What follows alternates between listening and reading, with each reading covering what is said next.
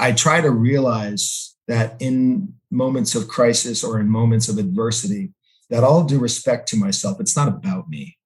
Mm-hmm. It's about whether or not I'm able to further what I have in my heart and my relationship with love and be able to bring that to other people as best I can. I'm Amy Jo Martin. Welcome to the Why Not Now show.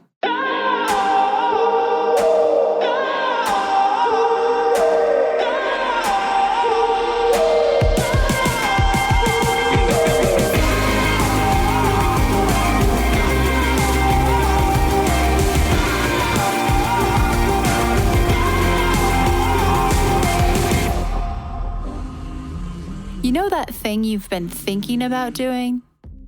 Yeah, that one. Why not now?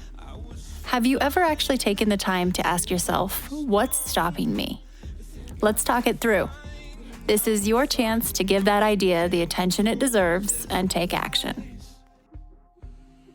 Each episode, I have a chat with a fascinating person, from entrepreneurs to athletes, celebrities, my parents, rocket scientists, and all walks of life. We talk through a critical time when they've asked themselves, why not now? We dissect that day or even that moment, step by step. Just let go.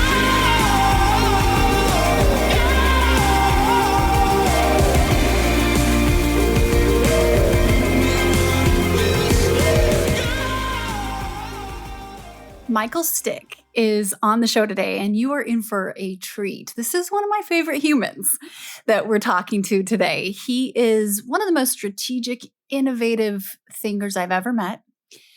And he also has an EQ, emotional intelligence, that's just as high as his IQ, which is up there. He's an MIT grad. He's worked at McKinsey. He's led companies under the WPP umbrella in the advertising world. One of the most decorated advertising marketing careers you will see.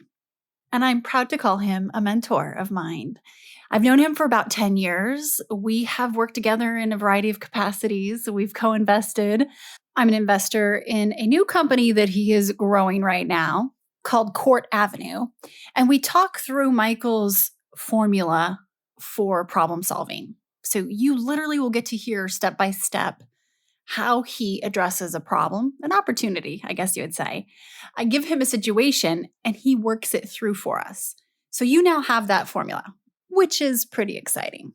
One of the things I appreciate about Michael is that he's worked with huge corporate companies and also fast-growing startups. And he articulates how he approaches situations when it's kind of like you're a speedboat. You're fast-growing, you're agile, things are moving quickly, iterating often, versus kind of a cruise ship scenario, big, huge entities, and how to navigate both. When Michael talks, I take notes, and I encourage you to take note of all of the gems that he shares in today's session. So without further ado, here is Michael Stich.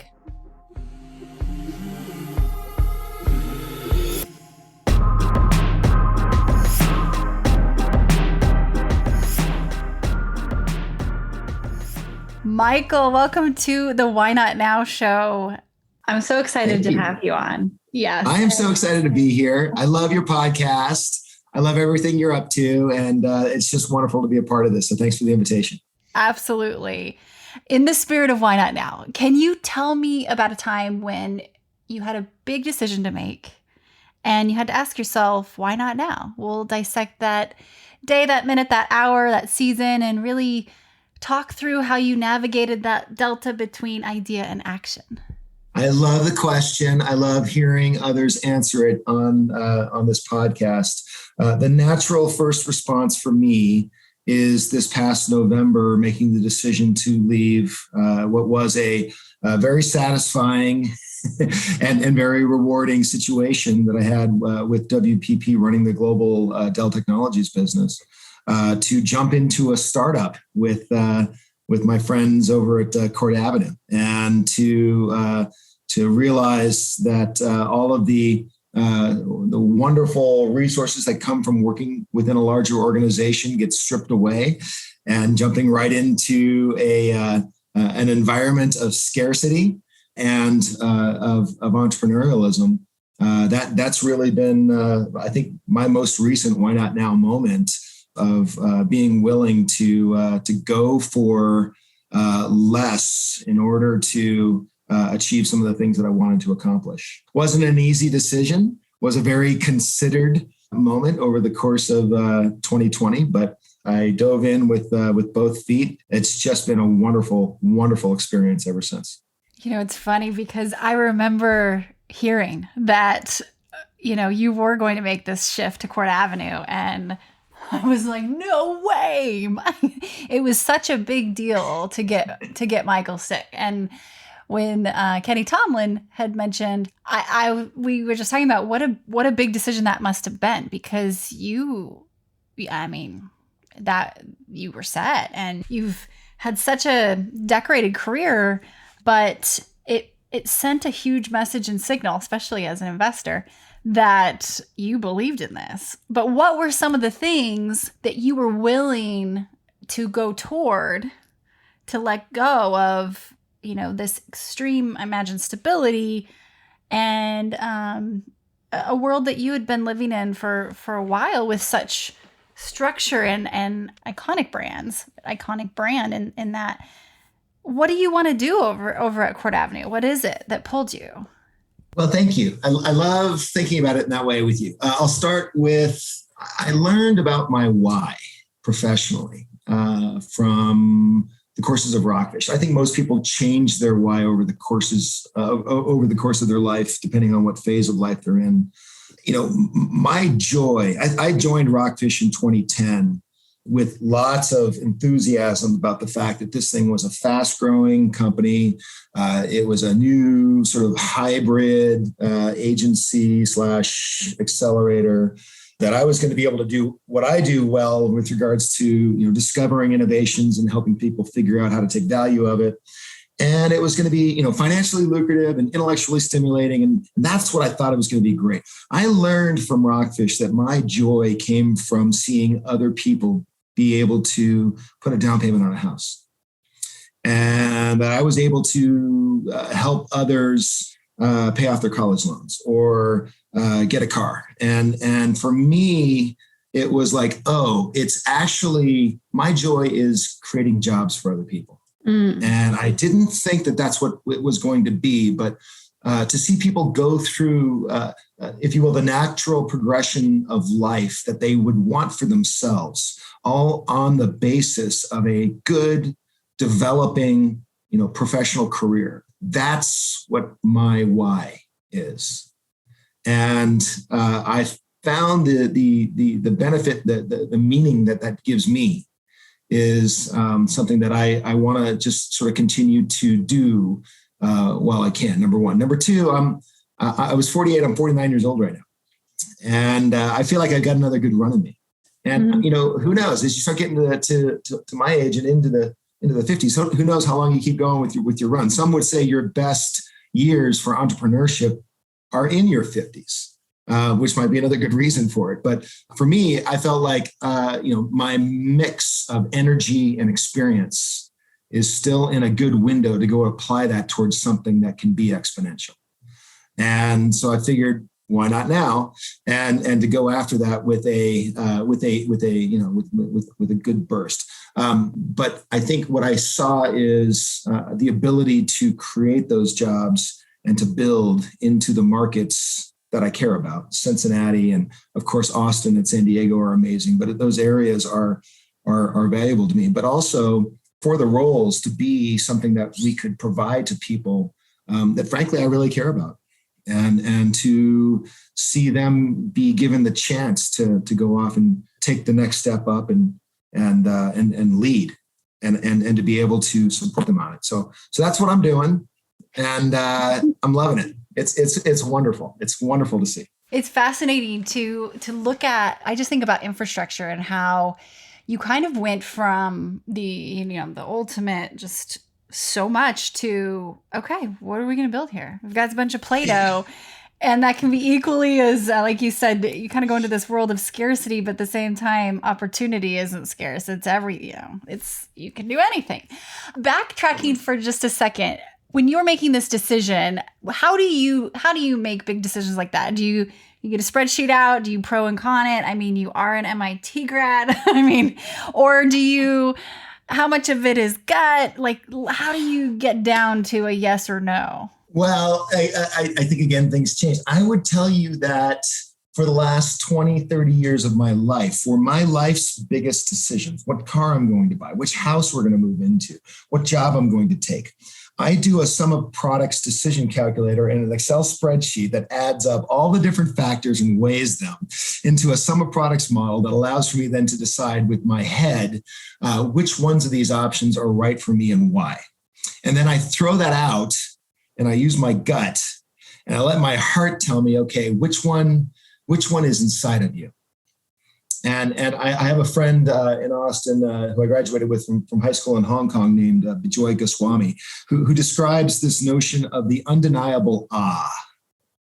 And when there is that one choice in your life that just gives you this undeniable ah inside of you that you can't say no to, then you don't have a choice but to follow it. You can say no to it and it'll still be there. And you'll waste time and whatever energy you have, and eventually you'll go down that path because it's still there. Or you can follow it and get after it and realize that it's not about whether it makes sense or not. You have to go down that path. And so that was what was there. Was I need to go do this now. The undeniable awe. And so with the first step in going very analytical data, you've got your spreadsheet and models and pivot tables or whatever, and then going and throwing that out and having your gut decide, is the purpose of the first step to make sure that at least you thought it through logically so you can feel good about your gut? That's it. It is to make sure that I am comprehensive and honest with myself about what do I care about? What do I really care about? And then once I know what I really care about and how much I care about those things relative to each other, then what do these different options do? How well does that deliver on what I care about? That's the intention of that. It's not fun with math, although I enjoyed math very much. It's more around, am I thinking about this comprehensively or not? Okay. Do you ever get halfway through the spreadsheet and or barely start and you're like, I know the answer, but I'm going to do it anyway? Or do you ever just scrap it? No, I actually am curious as to how I go bottoms up on it, in which I am suspending hypotheses and allowing for myself to go through to say, what's the right answer for that factor, for that factor, for that factor. Then I add it all up inside of my little sum of products. And what comes out of that is something that sometimes surprises me. But I separate that from what my gut and what my instinct and what my heart says. Okay. And I like to compare those two and then reflect on that. You could sell this template, by the way. I've given it to friends and they use it. I'm happy to share it out. Just ping me and I'm happy to share it out. It's great for whatever big decision you want. We're going to take a quick break and we'll be right back. Are you ready to 10x the way you think and execute?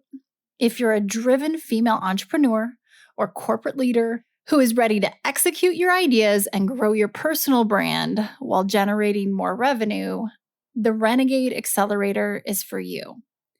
In this 8-week program, I'll teach you everything I've learned over the past 20 plus years in business.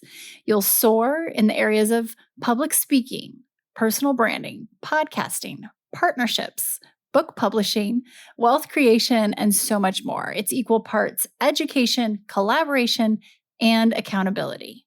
If you want to learn more about how this program can accelerate your career and life, head to renegadeaccelerator.com and sign up to receive emails for more information. Don't miss out on the next open enrollment, so make sure you sign up, because if not now, then when? And if not you, then who? Why not now? Let's talk a little bit about innovation. You've seen a lot in your career. That's your job. Do you feel that there's a formula for innovation that you can really put certain ingredients together and you're going to get it every time? No. I was fortunate enough to learn at an early age how to think about different innovations and how to characterize them. But even with best practices, people screw stuff up all the time, myself included. I think it's fascinating to have a really good radar around what are all the different sort of new sources of knowledge and capabilities are coming out in the world. I love doing that. I'm very passionate about that. Just because I love being so curious about it, but then understanding what to do with it and how to take advantage of that, I think is a lifelong endeavor and something that is an always on sort of capability that I think is just really fascinating. I love being in the space of trying to make sense of what's next early to help other people think about how to take advantage of it. I just love that. What I will say is I've seen patterns over the decades that innovations come in waves, and those waves are wonderful opportunities for people to get out in front of something that is new and interesting and fun and transformative for their companies and their careers. What I would say, I'll speak in sort of marketing speak for a while. I've seen sort of 4 phases in these waves that have happened in the marketing world. So what am I talking about? In the 1990s, we had the rise of portals, and at the time, what we called application service providers, or ASPs. In the early 2000s, we had the rise of things like CRM and email newsletters and relationship marketing programs.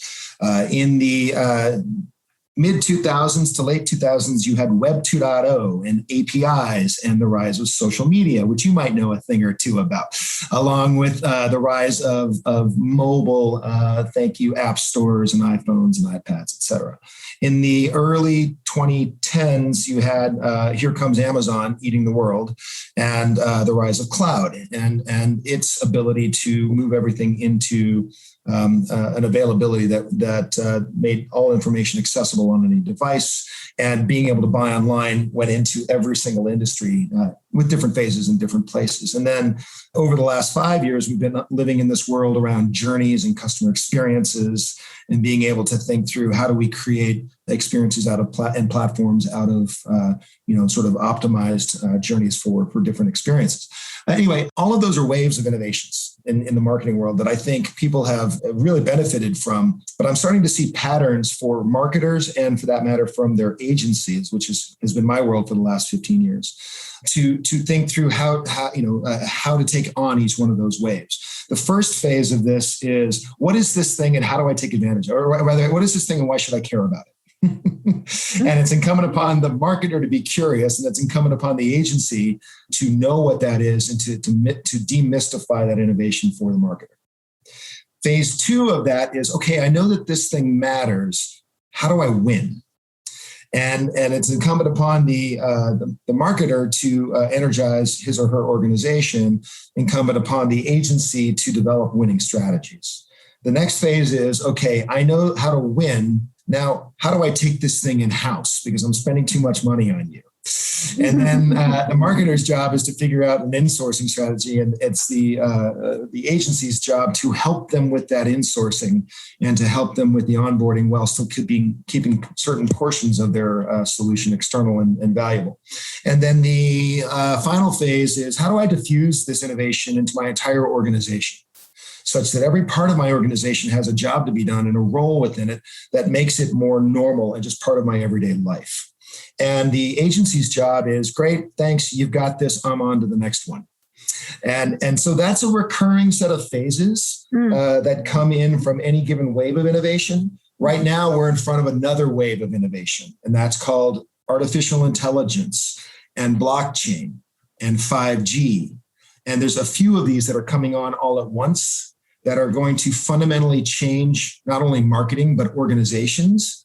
And I see the wave coming. In fact, it's here. And we're in that first phase of, what are these things and why should I care? And it's a wonderful time to be in the world of digital services and digital marketing, because you get a chance to start to begin that sequence all over again. Oh, what a good way to break it into those 4 phases. You're exactly right. I mean, if I just apply, let's say, social to those phases, I remember going through, and sometimes it takes some companies longer than others, and we get held back at times or whatever. But that was the adoption kind of process. So when you're looking at all external dynamics like a global pandemic or whatever else, do you account for those in the adoption? Like how, you talked about customer journey as well, and we're kind of in, that's been the last 5 years, but do you feel like the psychological impact of the last year is going to have a pretty big dent and impact on innovation? Yes. And I think a lot of people have talked about how COVID has accelerated the future. I look at it, it's our lifetime's greatest crisis, at least so far. I'm also a big disciple of Pip Coburn and the change function, which means that change doesn't really happen without a good crisis to precede it. And we've all had a nice, good, big crisis to drive change. And people typically don't like change. People like being where they're at because, all due respect, they worked really hard to get where they're at, and they don't want anyone moving their cheese. And all of a sudden, when a big crisis comes along, it forces reevaluation of what I'm doing. And that's exactly what COVID's done. I mean, in addition to many industries being disproportionately affected by the need to accelerate commerce, the need to be able to sort of reevaluate their brand purpose and what do they stand for, the need for them to embrace things like data unification efforts to help with their decision making. There's so many things that are accelerated by COVID, but I think it was underway anyway, and plans were well laid beforehand. But the digitization of organizations has really been accelerated by the fact that these companies have had to make virtual workforces work and virtual customer experiences work and supply chain sophistication increase. And there's a lot of other changes that have had to happen. I look at COVID as just another crisis, just a very big, notable crisis that catalyzes change and accelerates change across organizations. Yeah, that's amazing, especially in this seat that you're sitting at, and taking that all into account. Changing gears here for a moment. Yeah. What do you do when you get overwhelmed? Let's see. I am a very spiritual guy. And so I pray a lot. I sit in silence a lot. I was born and raised Catholic, raised my family in the Catholic faith. I think all of us are, in and out of touch with our own sort of sense of spirituality at any given time. That's just a daily variance. But I try to realize that I am more overwhelmable when I'm further from my coexistence with God, the best way I can put it. And I am less so, indeed, all but inflappable when I'm closer to my source. I try to realize that in moments of crisis or in moments of adversity, that all due respect to myself, it's not about me. Mm-hmm. It's about whether or not I'm able to further what I have in my heart and my relationship with love, and be able to bring that to other people as best I can. Mm. And if I'm trying the best I can, I live within that, and that's reassuring to me. Do you ever get, as someone who, your IQ and your EQ, I think this is what's so interesting about you, Michael, is they're both equally as high, and rarely do we get that combo. Thank you, man. Thank you. You truly, no BS there. Do you get imposter syndrome? Yeah, I learned at a really young age, and this comes, I think I'm also a big fan of the value of birth order. I was raised as the baby of my family.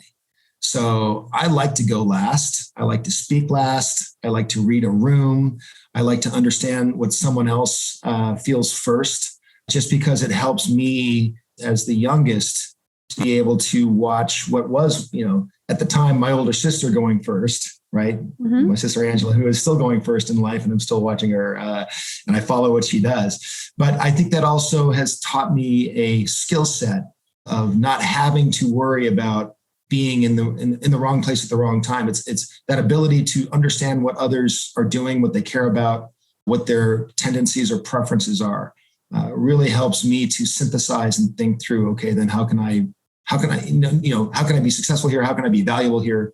How can I, exist in this situation? So I have that as just from being a child as a natural advantage of being the baby, honestly, that is helpful. But do I have situations? I think as I get older, I get less worried about, am I going to be successful or not? Am I going, in any given situation? You start to become more comfortable in your own skin as you get older. And you start to worry less about whether or not something's going to work or not, because I think we've all lived through situations that don't work well.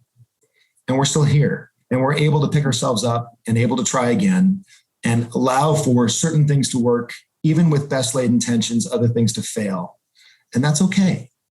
Like, it's okay to be in a moment of, whether it be success or failure, to just be and to learn and to grow regardless of the situation.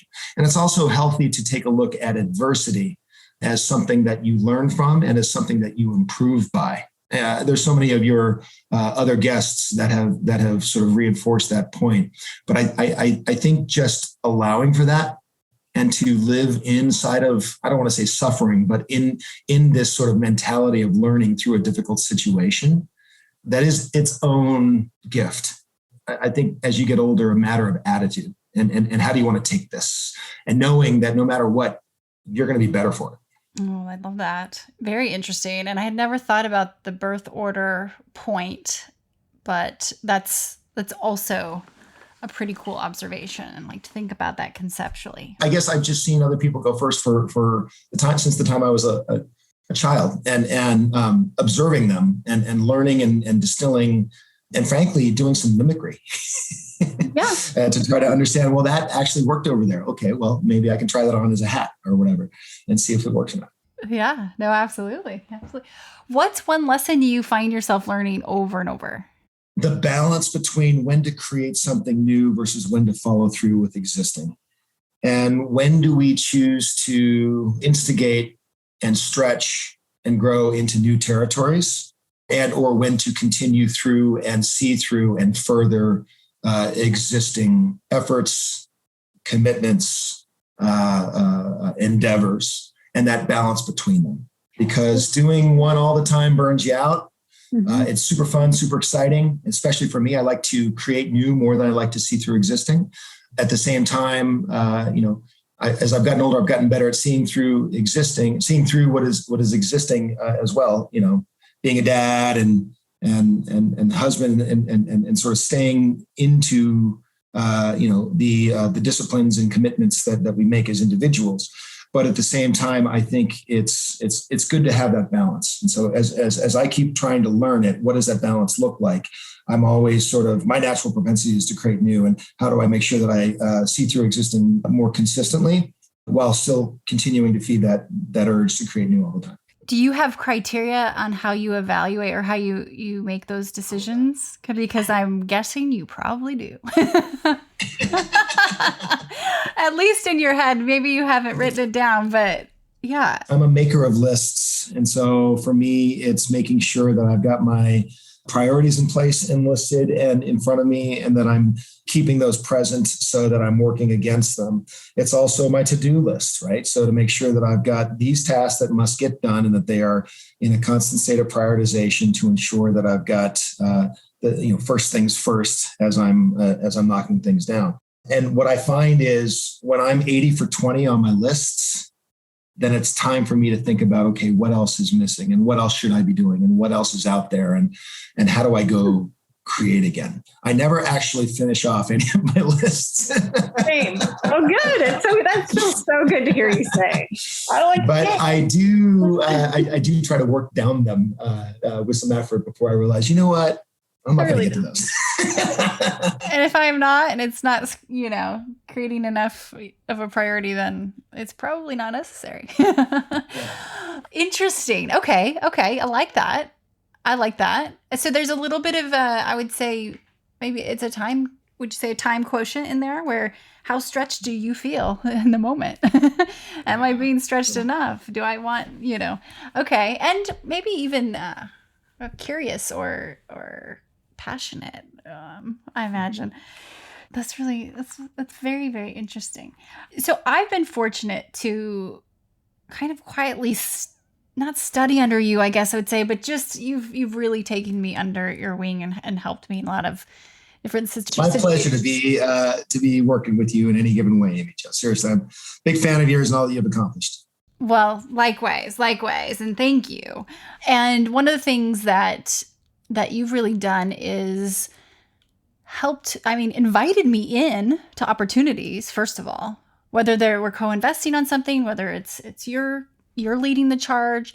And I'm a big proponent of getting more women a seat on the cap table, not just a seat at the table, as you know. Me too.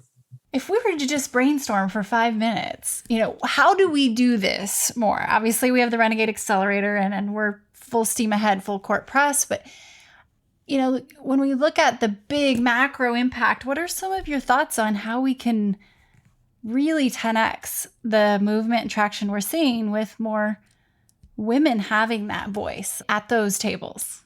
So let's break it down into a few areas. Let's break it down into knowledge, connections, and action. So knowledge. How do we increase the awareness and skill set of more women such that they understand how to source investment opportunities, how to structure investment opportunities, and then how to manage investment opportunities? I think, and I don't mean, sort of publicly trading stocks. I'm talking, in our world, venture capital and in startup investing and new venture investing, that sort of thing. What I'm describing is sort of known best practices that exist, and they're not really hidden. They're on the internet. But how do we help with the education and ensure that we commit to driving that education and making that knowledge of those best practices more readily available for people? And for women, so that they can be really strong at that. And when I chose sourcing, structuring, and managing because those were, and I think still are, some of the superpowers that exist amongst the best investors. So if you're really strong at sourcing deals, like that's a superpower. If you're really strong at structuring deals, that's a unique skill set that is really valuable to investment circles. If you're really good at managing, most notably exiting various investments for the sake of return, then that's really a superpower that people want you around for. And so understanding those areas and going deep on one or more of those so that you can be really valuable as an investor, I think is a good one. Let's talk connections. Mm-hmm. So within connections, I would look at that and just say, I look at that as like many other societal changes that we want to make in this world. How do we just improve the connectivity between those that are willing to give women a shot and those women who are raising their hand and saying, I want to go there? And how do we just use what we have in terms of technology, relationships, other ways of sort of helping those just single partnerships coalesce, happen, and activate and spark? I think that might be its own separate program. Matchmaking and finding ways to pair or group various investors and individuals who have an interest in increased female representation on cap tables with women who are knowledgeable and valuable to those investment circles being tied together as well. And then let's talk, sort of activation. I look at activation. We all tend to act based upon our incentives. And so how do we think about incentives being put in place?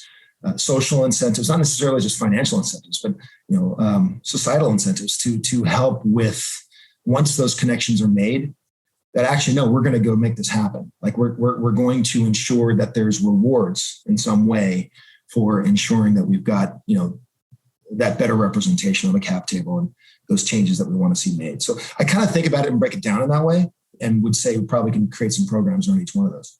What do you think? I love it. Well, I always love to hear how your brain works and how it takes problems and puts it into your own AI and spits out. Yeah, I think, as we've talked about before, even with what I'm doing personally, as well as with my company, we're dabbling in for sure in number one and just naturally starting to do number two in terms of connection. It's happening. And what I think is really fascinating about that is how many women will kind of lean into me. These are decorated careers, really powerful women that will say, you know what, I want to start investing, but I don't know how. And I don't want to be a fool and ask questions that seem, ridiculous, but how do you get involved? How do you start? So kind of demystifying what it even means and what it takes. And then I've been fortunate once you start, and yes, it's been many years, but it really gains momentum in what you see for deal flow and that sourcing. It's like no one's keeping anything from you. They just didn't know you did it or wanted to, right? It's not a boys keeping it from the girls, or no way. Once it became a little more known, it's like, wow. So yeah, I think it's a cultural thing as well. And so I just love getting men involved in this conversation because you have to be. I mean, and if we don't have that bridge and that integration, then there really isn't a solution. So yeah, and my experience is, growing up in Asia, the more diverse of a group, the better. People might not always agree with each other, but having more opinions that are different from each other makes for a better decision making in the end. And I especially feel that way on cap tables. I have a few companies that I serve on either advisory boards or boards of. And when there is greater female representation, there's greater diversity of thought. And I really appreciate that. I also just really appreciate, I'll just say it, a woman's intuition. And for there to be a really great intuitive direction that women, I think, uniquely have, that men can think things through and structure things, but they'll miss something. That is the right answer that may or may not be obvious, but it's just there. And it comes from women. And I think it's a wonderful voice at the cap table as well. We're going to take a quick break and we'll be right back. Hi, everyone. If you are digging this podcast, please do us a favor and subscribe, rate, and review on iTunes. It just takes a moment and it means a ton to us. Next question for you. I'm just curious, where do you get your news? Sometimes I'll get articles from you and I wonder, do you see this on Twitter? Was it sent to him, or just new podcasts to listen to? And so how do you curate that? So my mainstays are, the Google News, Wall Street Journal. I tend to not find out as much off of social, although I'm increasingly impressed with various communities that are coming out of things like LinkedIn from a business perspective. I check out local business publications to see what's happening in region, but I also really like some of my, some of the knowledge sources from my prior lives. So I read the MIT Technology Review, and that really keeps me up to speed on what's next out there. I still use good old News 360, even though it's 10 years old, because it's got a really broad base of inputs on different topics that I value. The other thing I try to do is I try to get myself out of these, I don't know what you call them, these closed circles that these news aggregators like to put you in. Mm-hmm. So they think you like certain things and they only feed you the same old crap. And it's really reductive, in my opinion, to assume that the more you like something, the more you're going to like something, the more you're going to click on it, the more we're going to feed that to you, without really managing to the fact that people actually like the spice of life and trying new things and being open to something that's totally orthogonal. So I actually force myself out of those circles and try to go into things that are random that I have no idea about, just to try to understand what's going on. And sorry, I failed to mention one of their, sort of prior life kind of situation is I'm also, again, from Asia, very fascinated on what's happening in the rest of the world. And one thing that Americans do not get, unfortunately, is exposure to what's happening on a global basis. I felt that way when I was a child coming here during the summer times from Asia. If you grew up in Asia, you know what's happening in Africa. If you grew up in Europe, you have a sensibility of what's happening in Australia. Like the news outlets represent global news better in all parts of the world, except in America. In America, we want to throw more American stuff at you. And it's all due respect to Americans, over-indexed on politics, over-indexed on race. It's over-indexed on these things that are our national conversation at the expense of what's going on in the rest of the world. And so I'll get off my soapbox, but I really find like getting myself out of American news and forcing myself into international publications and outlets as being really fascinating to be able to see there's a lot of really interesting things going on out there. It's a great point. And you really don't realize that until you either A, go travel, or if you've lived abroad. It wouldn't be in your awareness to know that. And therefore to be able to kind of find different solutions. So great point.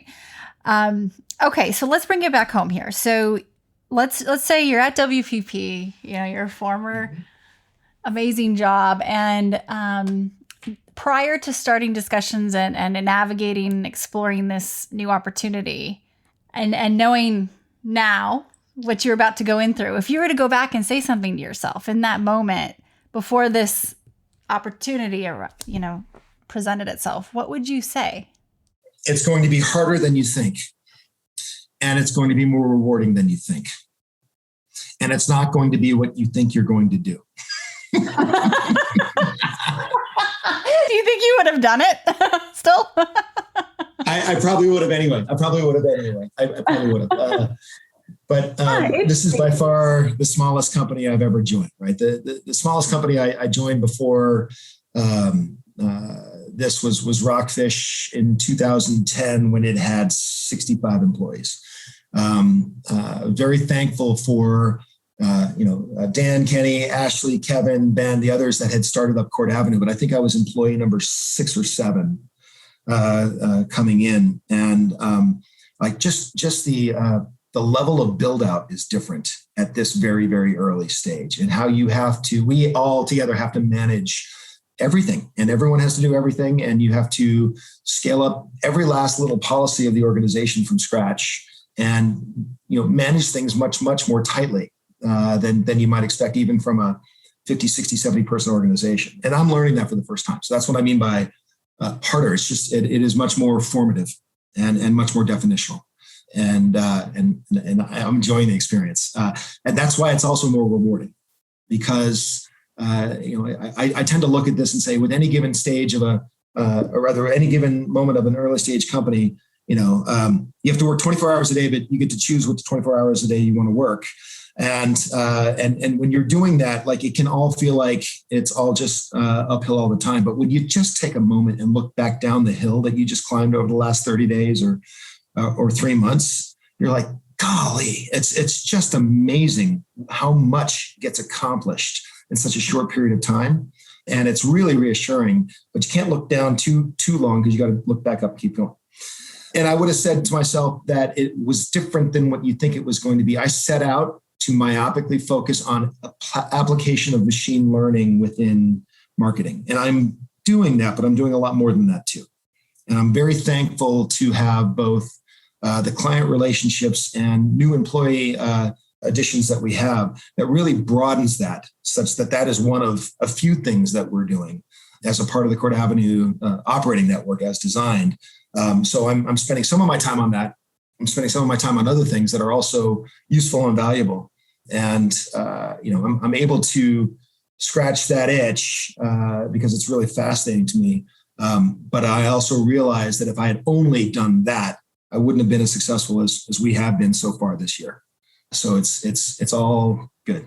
Well, and it's interesting to think about the levels in which you've played at. And with Rockfish being at that 60, starting, what you said, 2010, 65-ish, before long, you'll be there. And then you do have a bit of a playbook, at least, in your in your bones, even though you'll innovate it and evolve it. But it's probably going to be a nice little threshold to get to when you're just like, okay, I know at least a bit of what the road looks like from here, but I never really knew what it looked like prior to here. So right. That's exactly right. That's exactly how I feel, Amy Jo. It is learning these things such that I can codify them and share them. Right. And I've been fortunate to work with and get to know a lot of your team that you're building, and they're incredible. Just absolutely. That was one of your big goals in doing this, is to create jobs and build people and develop people, and you're doing that. So thank you. That's exciting. And thank you not only for all of your incredible, support and cheering for me personally, but for the podcast. I know you've been listening for a long time, and just your friendship too. You sent me you called me and left me a voicemail. I remember when Lincoln landed in the NICU. So I'll never forget that. And I really appreciate it. And we're with you, Amy Jo. We are all with you. Keep going. You're blazing a wonderful set of trails. We don't know what we don't know in terms of where our combined business partnerships are going to go, but they're going all seemingly in the right direction, and there's real impact coming from it. So just keep going. Huge fan. Love it. Thank you so much for sharing your time and wisdom. Pleasure.